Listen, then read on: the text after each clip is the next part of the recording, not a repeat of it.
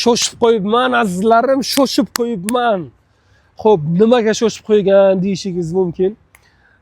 Oldinroq bitta video qilgandim. Menda tanlov bor, chempion olsammi yoki bundan olsammi deb shunaqa bir tanlov turgan video qilgandik va men narx arzonligi uchun bu mashinaga to'xtalgan edim va shuni sotib olgandim. Shoshilgan joyim eng kulminatsion nuqtasi shundaki, bu mashinani men 100% naqd berib olyapman. O'sha paytida naqd berib olgandim. Endi esa bu rassrochkaga o'chirib qoldi azizlar. Agar men rassrochka ochilishini o'sha payt bilganimda edi 100% pulni bermasdim, nima qilmoqchi edim? Ikkita mashina olmoqchi edim. Endi bo'lgan ish bo'ldi. Hozir men sizlarga bir qisqagina obzorni qilib beraman va rassrochkamiz nima shartlar asosida bo'lishini hammasini tushuntirib beraman. Mashinamiz Jack GS6, Jack oilasiga mansub bo'lgan va parametrlari bo'yicha oxirgi Xitoyning oxirgi shu pokoleniya оборудованиялari, mexanikalar hammasi bilan jihozlangan. Old ko'rinishi monoqoshlari palasa bo'lib, dnevniy огни palasa bo'lib yonadi. Pastdagi ko'zlari yo'lni yoritishga mo'ljallangan, xuddi liga o'xshab qilingan. Bu yana bitta eng menga yoqqani shuki, adaptivni pavorotniklari bor ekan.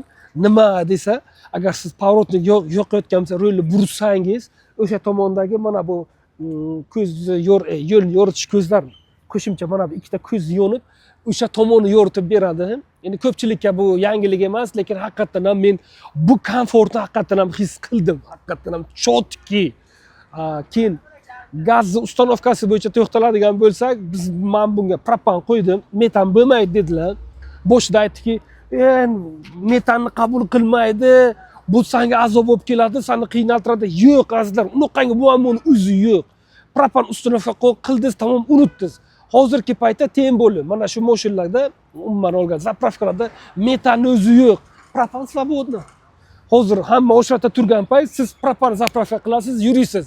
Keyin yana menga aytishdiki, propan ustanovka qilganda 80 ga 20 ishlaydi, boshqa yo'q azizlar, unaqa narsani o'zi yo'q.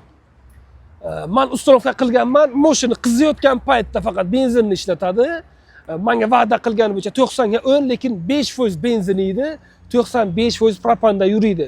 Keyin yana aytishgandi buni, motori injiq, nima qilasan, bunaqa mashinani olib, sen boshqasi yo'q azizlar, unaqasi yo'q. Motor hech qanaqa injiqlik qilmaydi.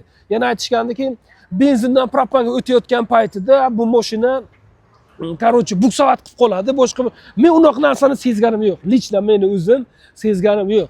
Yana bitta gap bordiki, propanni harom ifloslangan propan bo'ladi, mashinaga ta'sir qiladi, boshqa azizlar yig'ishtirish kerak bunaqa savollarni o'zimizni aldashni yig'ishtirishimiz kerak. Mashina chotki, yurishi plavni, haqiqatan ham komfortlari zo'r, pavorotnik yoqqan paytdagi qo'shimcha pavorotni 360 kamera ishlab ketadi. Sizga qaysi pavorotda yoqqan bo'lsangiz, bundan tashqari buni yoritish ko'zlari, o'sha kerakli burchaklarni sizga yoritib beradi. Hammasi avtonomda. Misol uchun kechqurun bo'lgan paytda farni yoqish kerak yo'q, ko'zlarni yoqish kerak yo'q. O'zi avtomatim yoqadi. Yomg'ir yog'ayotgan paytda datchiklar o'zi avtomat ishlab ketadi. Yana nima kerak azizlar? Hamma narsa mana shu to'ychoqda mavjud.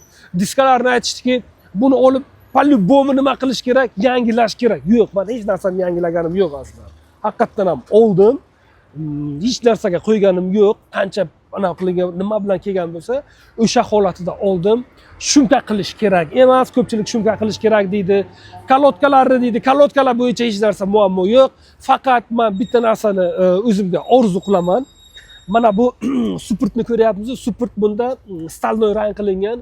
Agar qurbingiz yetsa, agar tushunsangiz, motorni shinani yechib, mana bu Supurtlarni kraska qilsangiz, вообще chotki bo'ladi. Endi men qaysi rang tavsiya qilardim? Yo'q, sariq rangni, yo bo'lmasa qizil rangni qilsangiz, ana Supurtlarni ranglasangiz, haqiqatan ham wow. Tak, hozir ko'rinmaydi, kechqurun bo'lgan paytda mana bu proyeksiya, Jack proyeksiyasi paydo bo'ladi, 360 kamera bor, besключой достуp. Endi bunaqa deysa, qanday tushunsangiz tushuning. Agar mashina yopmoqchi bo'lsangiz, kalit oldingizda bo'lsa, yopildi. Yana bosdingiz, ochildi. Men o'ylardim, bagajni ochish masalasi bo'yicha ko'pchilik aytadi, kerak emas, to'g'ri. Hamma vaqt ham kerak bo'lmaydi, lekin menga mana shu funksiya, gapni ochiqni aytaman, haqiqatan ham zo'r. Ana shu funksiya menga yoqdi. Nimaga yo'qdi desangiz, o'zim bozorlik qilganman ayolim bilan birga. O'sha paytda bagajni ochayotgan paytda qo'l zayd bo'lgan payt haqiqatan ham zo'r fishka ekan. Men o'zim rohatlandim. Endi nima deydi? Melich, no kayfovdi. Haqiqatan ham melich, lekin kayf. Endi bitta salonni aytamiz, salonga o'tirib, rassrochkani hammasini tushuntirib beraman. Menga eng ko'p yoqqanim